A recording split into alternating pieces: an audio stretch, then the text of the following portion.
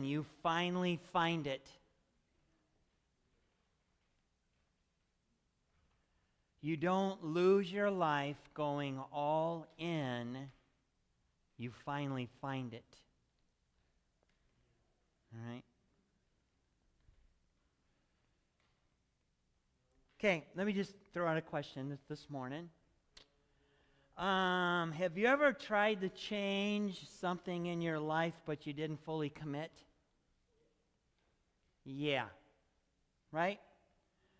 You might say, okay, I'm going to do better this time. I'm done with that. This is going to be a fresh start. But then a few days later, right? You're right back in the same place. Same habits, same patterns, same cycle. Why? I know why I've been in that place before. Because I was only half in. I was only halfway in. Okay? And here's the thing. Half in at the gym is not going to change your body. It's not going to work. Okay? Half in at work is not going to protect your future. Half in a relationship does not build trust. Because half in never changes anything. All right? And it's the same thing with our relationship with Jesus. Same thing with our relationship with Jesus. Sometimes we're only half in. Like, we believe, we attend, we think about him, but we're still holding on to control. So there's this moment in the New Testament where someone has to decide, am I staying where I've always been? Am I going to stay half in? Or am I going to go all in? Am I going to go all in? All right, so let me set this up. Andrew was the first to follow Jesus after John the Baptist pointed Jesus out as the Lamb of God. Okay, it was shortly after that's when Andrew connected with Jesus. And then they went and they found his brother Simon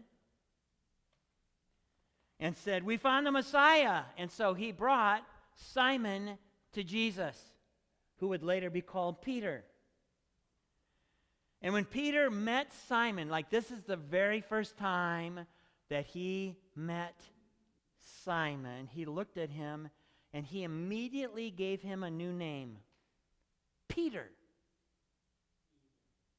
Like the very first moment that he saw Simon, he gave him a new name called Peter, which means the rock.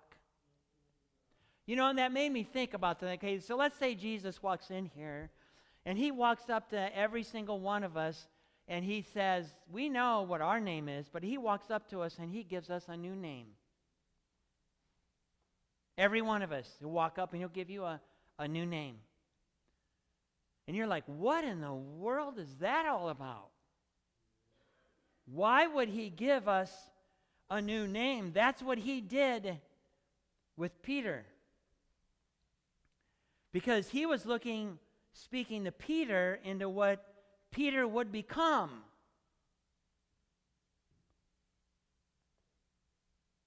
Not what Peter thought he was, but who Jesus understood Peter would become. Right? And so here's the thing about Peter. Peter was blue collar. He was a blue collar guy. Okay? He was a fisherman by trade. And they were known for being a little rough around the edges. Okay? I remember when I was in high school, I worked for a trucking company. All right? My job was to power wash the semis when they would come into the garage, right? And that was my job. My other job was to get on scaffolding and clean the exhaust stuff off the ceiling of the garage. That was fun, right? But these guys were rough around the edges, right? They would use the F word, like every other word was that. It was like, it was a conjunction. Like it was just like using the word and or the. That's just what they did, right? But they were rough. Like these guys were rough, right? Yeah, but they were also really funny. But, so Peter was blue collar. That's who he was. Rough around the edges, right? And so, and I'm sure that Andrew told Peter all about Jesus. Andrew, he was excited. And I'm sure that he talked with Peter a lot about this. But at this point, Peter was only half in. He was only half in at this point with Jesus. And he still had work to do. He still had a job, right, that he worked at. He had a wife. He was trying to make a living catching fish. That was his life.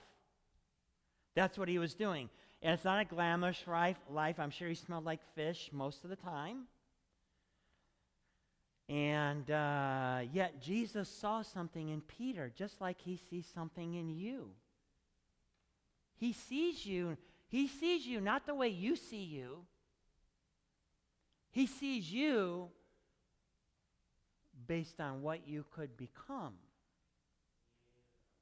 Right? He sees you. He sees something in you. And so the next time we hear about Peter, okay, so we find out that he's introduced to Jesus, but the next time, we don't hear about Peter until the next time he's working at his job. Peter's working at his job. Okay, this is the next time we hear about Peter. And at this point, he's not following Jesus at this point. He's working his job. Okay?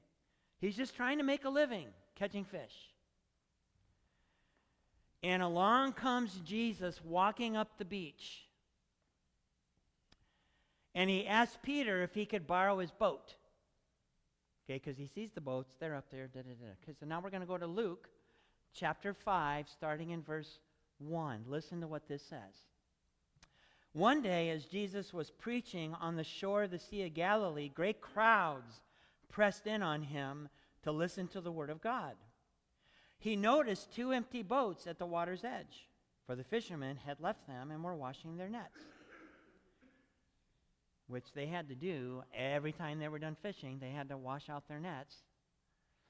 And so he sat stepping into one of the boats, Jesus asked Simon, its owner, to push it out into the water. So he sat in the boat and taught the crowds from there. All right, so here's Jesus sitting in the boat, the crowd's watching him. He's teaching, right? All right, so we don't know how long he spoke. Who knows? But verse 4 says, when he had finished speaking, he said to Simon, go out where it is deeper and let down your nets. This is what Peter said. Master, Simon replied, we worked hard all night and didn't catch a thing. But if you say so, I'll let down the nets again. Okay, so listen. A lot of the fishermen, you need to understand, fishermen, they would fish all night. There was a reason why they fished at night. One of the reasons is it's a lot calmer usually at night. Okay? Another reason is at night, a lot of the fish would rise up more toward the surface of the water. Okay? And so that's why they would fish all night long. And at this point, Peter is exhausted and he's discouraged because they hadn't caught a thing all night. They might have been out there, 10 hours, 12 hours. Anybody gone fishing before and not caught anything? Anybody here? Okay, that should be most of us that have gone fishing. Okay? But just imagine if you're depending on that to survive. Okay? And so at this point, Peter's exhausted and discouraged. Like, have you ever been trying something and it's just not working? It's just not working. You're trying to fix your life. You're trying to be better. You're trying to move forward, but you're still like, it seems like you're still just coming up empty. Right? Oh, yeah, and here's the thing, too. Okay, so in this situation, between Jesus and Peter, Peter's the professional. He's the fisherman. Jesus is a carpenter. Okay? So Peter could have said, Jesus, hey, Jesus, I got this, Jesus. Right? But he didn't. He said, okay. Okay. But I wonder how many times we've said that. When God's prompting us for something, we go, God, hey, God, shh, I got this. I got this, Jesus. I've tried that before, Jesus. I've been there before, Jesus. It just didn't work for it. I got this. I can do this. But Peter said, okay, let's go. So they get into the boats again, and they go out. Verse 6, and this time their nets were so full of fish, they began to tear. A shout for help brought their partners in the other boat, and soon both boats were filled with fish and on the verge of sinking. Okay, so this is probably, I would say, the biggest moment ever in Peter's life fishing. Ever. Huge moment. And for many people, this is where they stop. This is where they stop. This biggest moment. Finally, things are working. Finally, I got what I wanted. I have seen this happen so many times with people. They have been, maybe they had an addiction, and they went into a facility to get sober and to get clean. And so they get clean, and they start to think clearly, and they start to make some decisions, and then they get out, and then they actually get a job, and they start working, and everything starts to it just starts to move, man. It just starts to move in that direction or whatever. And then they usually, at that point, I've seen it happen so many times, that then, it's at that point or whatever, their relationship with God goes out the window. Because now I've got everything now. I've got everything now. I've seen it for people who are coming out of prison. I've seen it happen numerous times. You get out, you're finally free. You start having a job. You're in a place or whatever, and now you have all of this freedom and all this stuff. And now I got what I want, and this is awesome, and this is great. And then all of a sudden, their relationship with God just goes right down the tank like this.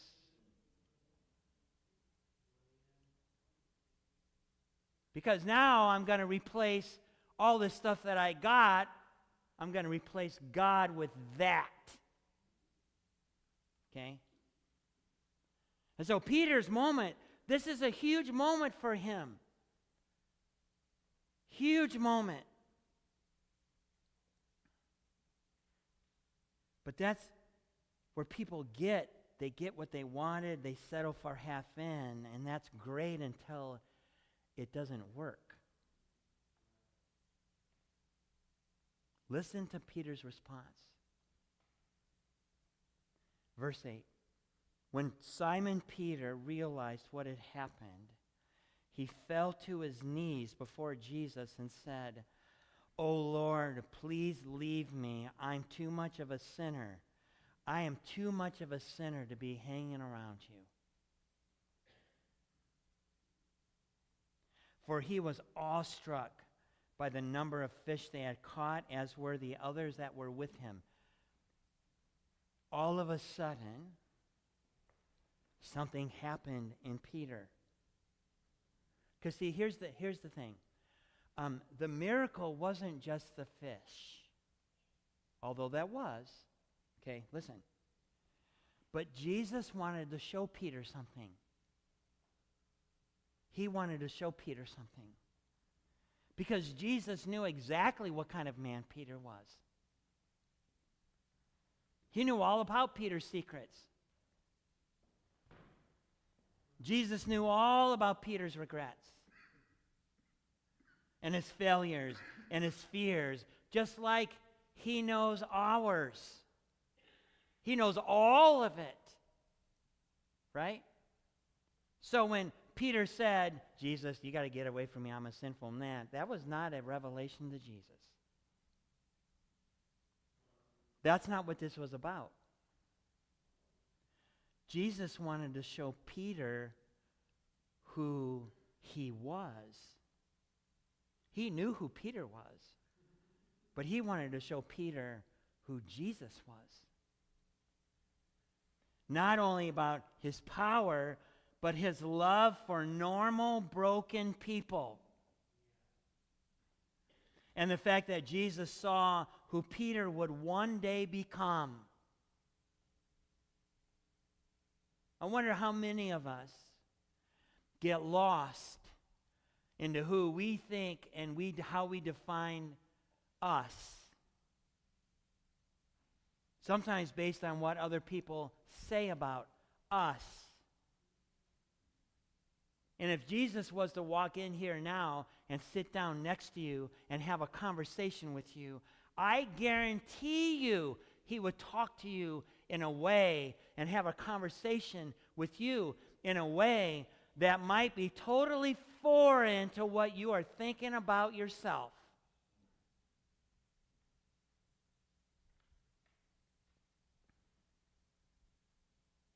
And in that moment, right there in that moment, Peter recognizes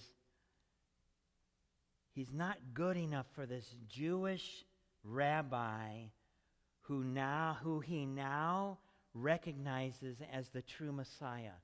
Something happened in Peter.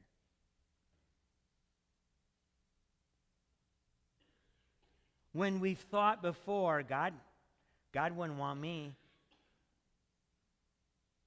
God wouldn't want me. I've done too much. My past disqualifies me. But here's the thing. Jesus did not walk away from Peter. Jesus leaned in. He leaned in to Peter. Just like he does you. He's going to lean in towards you.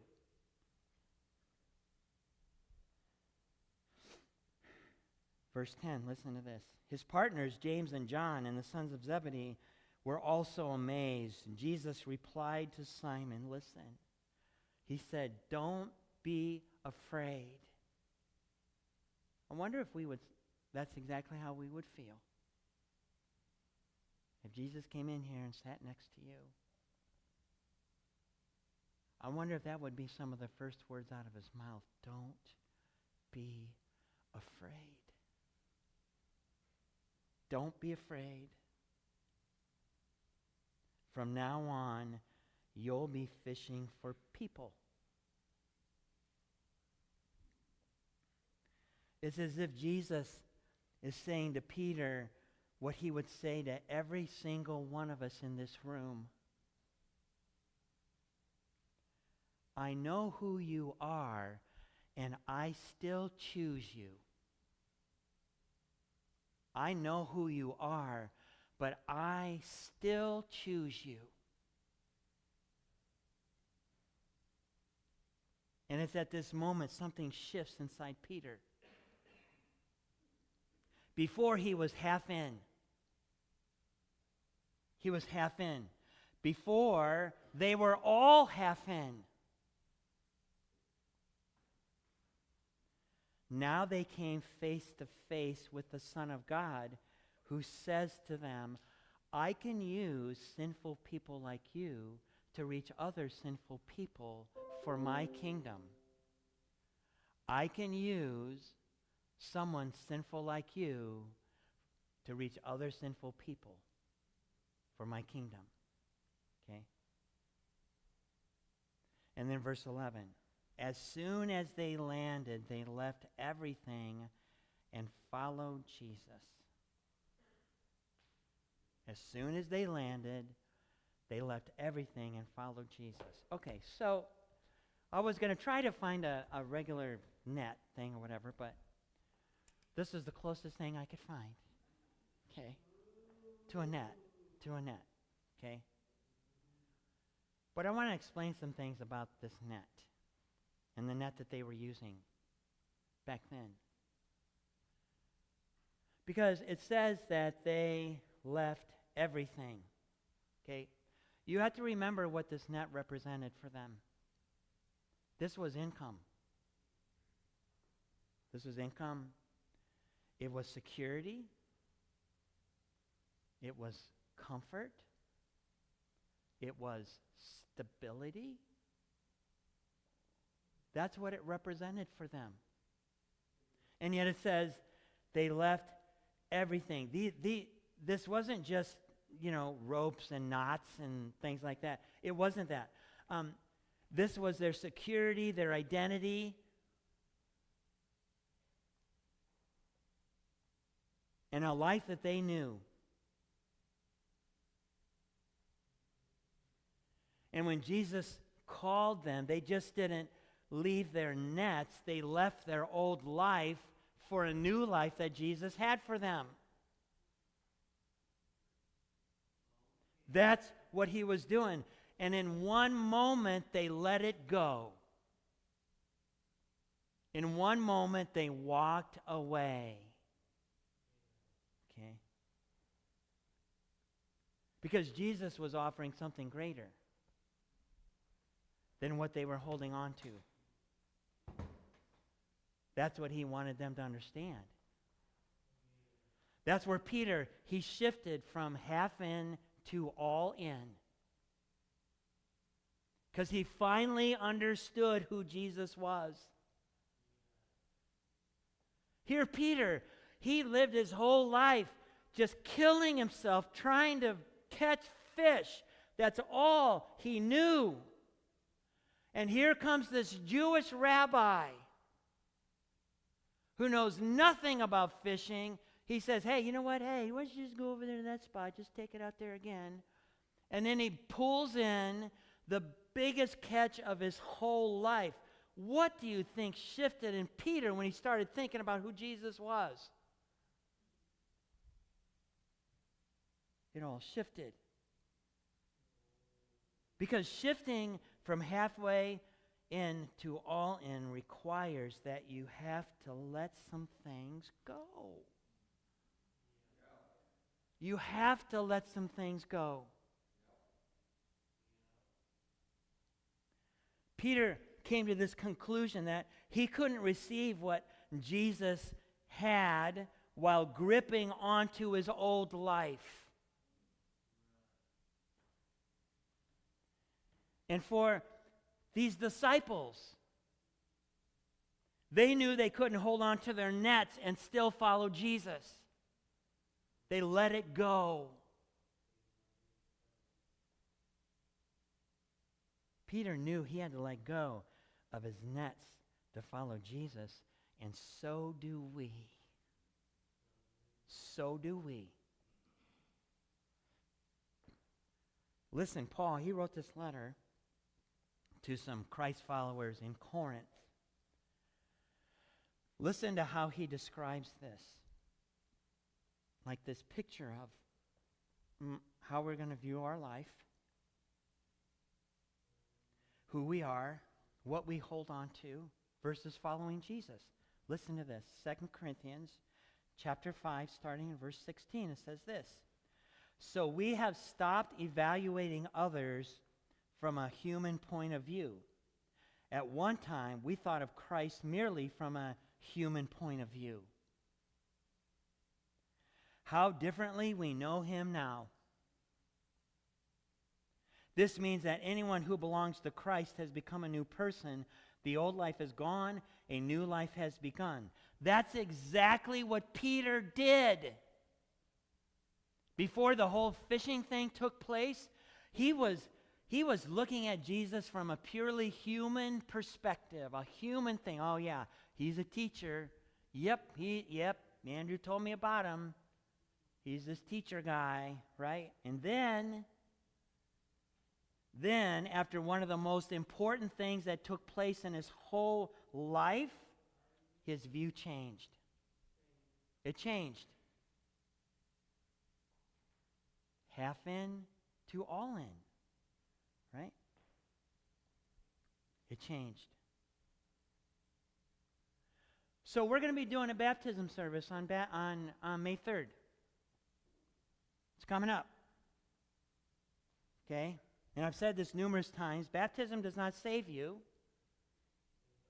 Okay? Baptism is going public with the fact that you have left your nets behind to follow Jesus. That's what baptism is. That's what you're telling people. I've left my nets behind.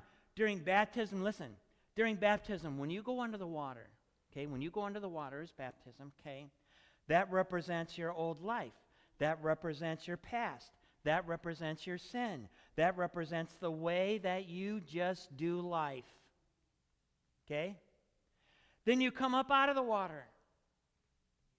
That represents the new life, the new direction, the way that Jesus is leading you. That represents the fact that I'm leaving my net on the beach to follow Jesus the best way I can. That's what I'm going to do. Baptism is that moment when you leave your net on the shore. That's what that is. So, what are our nets? Control, fear, addiction, our past, our reputation, sometimes our comfort. We have a list out there that people are signing up for baptism. And so during this time, you know what? God's Spirit is like prompting you. It's like, maybe it's time that you go public. Maybe it's time you let other people know. I mean, it's great to come and hang out at church and to hear a message and to sing worship songs and stuff, but there has to be a moment where it comes to where you're going, you know what? I'm going to go public, and I'm going to make sure other people know that I'm all in. I'm all in. All right? Okay, so we're going to stand. We're going to sing this last song, and then I'm going to close this afterwards, okay? Here we go.